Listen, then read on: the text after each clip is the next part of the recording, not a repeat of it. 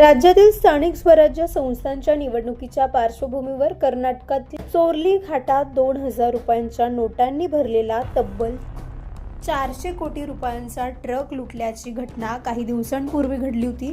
या संशयातून नाशिक येथील संदीप पाटील या व्यक्तीचे अपहरण करण्यात आल्याची नाशिक ग्रामीण तालुका पोलीस ठाण्यात तक्रार दाखल करण्यात आली आहे। दरम्यान तक्रारीत अपहरण करून मारझोड करत केल्याचा आरोपही या तरुणाने करत सदर रक्कम ही ठाण्यातील एका प्रसिद्ध बिल्डरची असल्याचं सांगितलं। मी संदीप पाटील नाशिकवरून बोलतोय। आज एका मोठ्या रॉबरीचा खुलासा करतोय।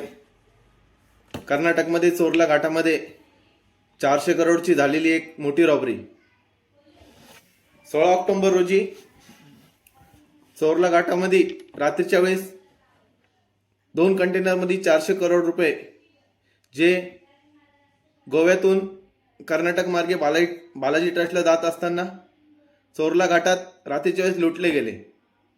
त्यामध्ये 2,000च्या जुन्या नोटा होत्या।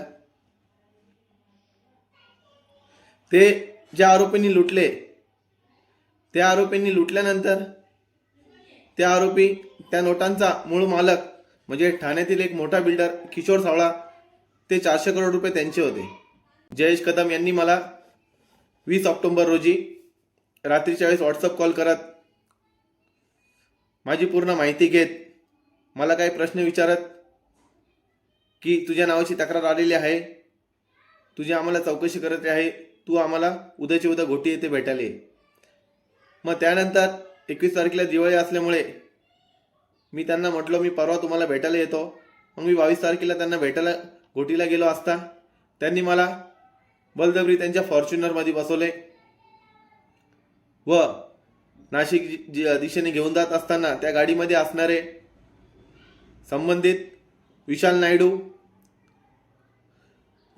सुनील धुमाळ हे मला काही प्रश्न विचारत असताना की तूच भाऊ पाटील आहे का, तूच आमचे शेटचे कंटेनर लुटले आहे, आमच्या शेटनी तुझा व्हॉट्सअपला फोटो पाठवला आहे, ते आरोपी तुझ्याच नावाने फोन करताय, तुझ्याच नावाने 100 कोटीची मागणी करताय, असे विचारत मला त्यांनी मारहाण करणं चालू केलं।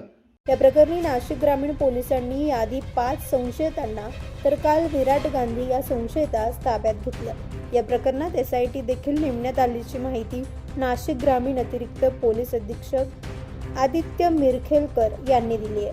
कोटी पोलीस स्टेशनमध्ये दिनांक 9 जानेवारी 2026 रोजी फिर्यादी संदीप पाटील याच्या फिर्यादीवरून एक गुन्हा दाखल केला आहे। गुन्ह्याची हकीकत अशी आहे की संदीप पाटील याच्यावर कंटेनर लुटल्याचा आरोप लावून म्हणजे पैशाने भरलेल्या नोटांचं कंटेनर लुटण्याचा आरोप लावून काही लोकांनी त्याला धमक्या दिल्या आणि हे आमचे पैसे आम्हाला परत दे या संदर्भाने त्याला मारहाण केली, त्याला धमकी दिली आणि त्याचं अपहरण केलं। या अनुषंगाने गुन्हा दाखल आहे।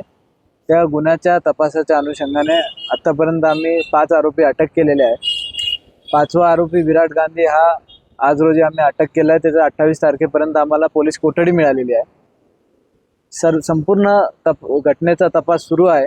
तपासासाठी एक स्पेशल इन्व्हेस्टिगेशन टीम तयार केलेली आहे। त्या स्पेशल इन्व्हेस्टिगेशन टीममध्ये मला हेड केलेला आहे आणि सध्या तपास सुरू आहे।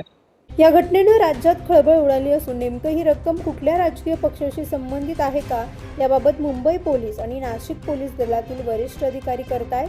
त्यामुळे आता या प्रकरणात आणखी काही मोठे नाव देखील समोर येणार असल्याची चर्चा राज्यभर सुरू आहे। नवतेश महाराष्ट्रासाठी प्रतिनिधी अमोल वाघमोडे।